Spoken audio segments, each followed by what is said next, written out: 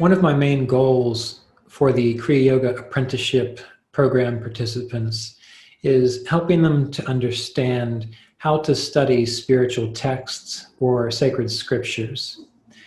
In the Kriya Yoga apprenticeship program, we spend the first year examining the Bhagavad Gita, and we spend the second year specifically looking at the Yoga Sutras of Patanjali. And we approach it in such a way that students know how to continue to either study these particular texts or how to look at other spiritual texts of their choosing. Now, since there's every year a limited number of people that I'm able to work with in the Kriya Yoga apprenticeship program, I was reminded by one of my students how valuable it is to understand this skill, how to study these spiritual texts. So for this Kriya Yoga online channel, I thought I'd take some time to try to summarize briefly how it's done, how to get the most benefit from your spiritual study. Now, ideally, it is best if you already know how to meditate well, And that's because part of the practice of studying a spiritual text or a sacred text is learning to read and assimilate the teaching from a place of stillness, from a place of clarity, and from a curious, open space. Oftentimes people come to certain texts like Yoga Sutras, Bhagavad Gita, Talks with Ramana Maharshi, and they have a preconceived idea of what's in those texts or what they're trying to share. And that's fine, because we all start somewhere on the path. However, most people find that as the years go by, their spiritual understanding deepens. And what they thought a certain sutra or a certain verse meant a year or two after they began meditating takes on a radically different nuance after they've been at it for 10, 15, 20, or 30 years. So that's why these texts are recommended to be studied repeatedly, consistently, because as you grow and mature emotionally, mentally, spiritually, physically, you tend to get a deeper, richer understanding of the text. And if you don't have a solid meditation routine, then most of the time it's hard to have that kind of openness and that curiosity to appreciate subtle changes in your own intellect or awareness, or subtle ways that you perceive what's actually being taught. So a regular meditation routine which allows you to calm the nervous system, inhabit the body, and be fully present with minimal distractions is one of the first ideals when it comes to studying a spiritual text. Once you have that down, the next step would be to familiarize yourself with the entirety of the text. For example, this is probably my first copy that I ever had of the Yoga Sutras of Patanjali. It is a commentary by Eugene Davis, and it's not in print any longer, but it's still one of my favorites, and I'm very happy that I actually still have the exact copy. The very first copy that I had. I wish I had the outer cover. I don't know where that is. I lost it. But when I first read this text, and Mr. Davis would advise us to do this, I read it from front to back. I just read it from front to back. I would meditate, and then after I meditated in the evening, I would spend 15 to 20 minutes reading from front to back a portion of his commentary on the Yoga Sutras. Some of it I understood, some of it I didn't. But by doing that, that allowed me to kind of see the general overall structure of the text. And then once I read it front to back, I would take some time off, maybe a week, 2 weeks, maybe a month. And then I would come back and I would revisit it. Except this time, I would meditate. I would do my best to access that clear, thought-free state. And I would open it up and I would start with Sutra number 1. And I would read it. And after I read Sutra number 1, or Sutra number 2. Then I would read the description or the commentary. So now an explanation of yoga begins, Sutra number 1. And I'd read Mr. Davis's commentary. Now, if I read it, I said, yes, that makes sense, I get that. Great. Then I would move on to Sutra number 2. And I would read Sutra number 2. Yoga, or samadhi, is the result of cessation or stopping of the transformations and modifications which ordinarily occur in the field of individualized awareness. Well, that's a little bit more to process. Number 1, do you know what the word samadhi refers to? Do you really understand what the term cessation refers to, or modifications, or individualized, or transformations? I know that seems silly, and you would think that if you have a decent enough vocabulary, that yes, you would understand that. And in the beginning, I graduated from college and I'd written a lot and I thought I had a fairly decent vocabulary. But what I found was that if I stopped with a sutra like that and I got out a dictionary or a thesaurus and I looked up, well, what are some nuances to this word cessation or modifications or transformation or individualized, that gave me a deeper kind of sense of knowing what was in that sutra. So now I'm reading something that I'm pretty sure I understand, but I want to break it down to be absolutely certain that I'm grasping what is being shared there. Then I'd contemplate that a little bit. And by contemplating, I would simply imagine, okay, what do I think this means? What could this possibly mean? And I would wait and rest in the silence that, again, was generated after the meditation practice. After a minute or two of that, then I would read Mr. Davis's commentary, which on this particular sutra is quite extensive. And if I went through that whole commentary on that one sutra and I thought to myself, yeah, that makes sense. I felt it made sense. I get that. I know what he's trying to say.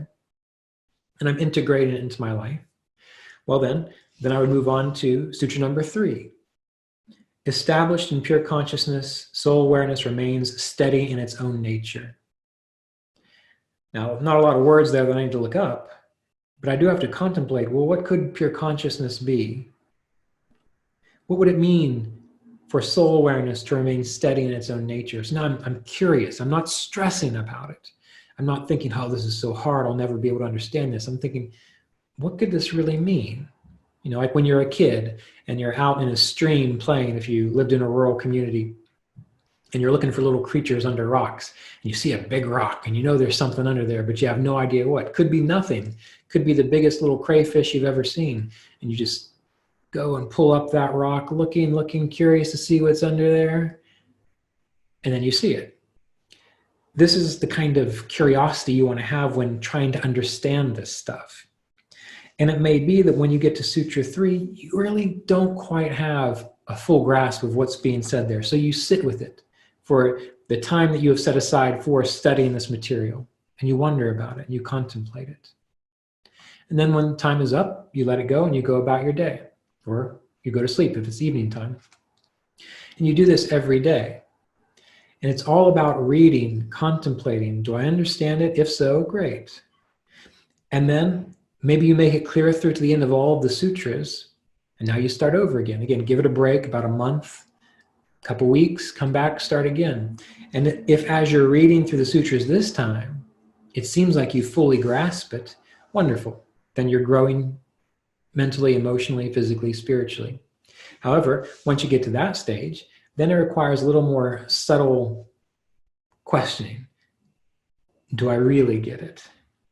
Or what many people do is they get it mentally. They understand it in their brain or in their mental concepts and intellect, but they might not actually be really applying it to their daily life. So once you move through and you can understand it mentally rather well, now you start considering, am I actually applying this in my daily life? And how can I?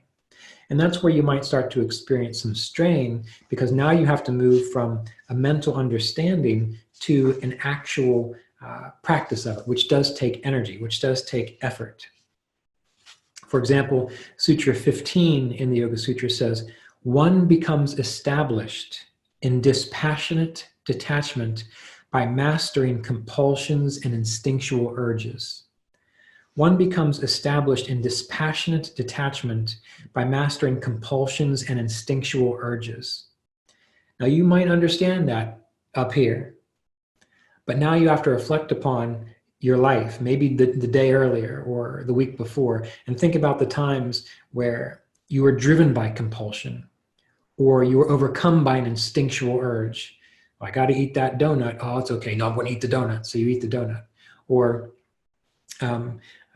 you think some kind of inappropriate thought about someone. That is like an instinctual urge. If you let that happen, then you're not actually practicing what's in here.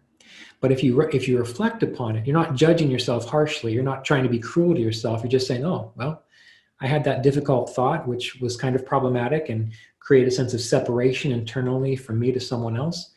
Well, I'm going to be aware of that from now on. And when it comes up, I might start to feel the urge to do it, but I'm going to decide, commit to, no, not today, not today. And then you might find yourself spending a week or a month or longer on this one particular sutra. And then you are now taking it more fully into your actual living, breathing, waking hours, so that your life becomes the spiritual practice that it's meant to become, that it is. And you can treat all spiritual texts this way. And the more you do this with patience and consistency and curiosity, eventually, I believe they say this in the Bhagavad Gita, you become like, they say scripture, oftentimes to the accomplished yogi, is like water to someone in a place that's flooded. There's water everywhere. Poor paraphrase, but you get the idea. You can do this with the Bhagavad Gita. And this strengthens your capacity for discernment. It strengthens your capacity for feeling and understanding truth. It opens your mind and consciousness and broadens your awareness such that you can perceive deeper spiritual principles in everyday life. And it requires that you actually actively engage this process in your daily life. That's the way Kriya Yoga works. If you're just all up in your head about it, you're going to miss out on a lot. You're not going to complete it in this lifetime if you're just up here thinking about it. It's when you're really doing it. When you read the Bhagavad Gita and it says that the yogi endures pleasure and pain while seeking knowledge. That's when you see pleasure, you see pain, you say whatever, it's the same thing, and you continue seeking knowledge. You don't say avoid the pain, go towards the pleasure. You find a way to actually integrate it into your everyday experience such that it becomes natural to you. And when these things become natural to you, then you understand what these great saints and sages are wanting to express or wanting to share.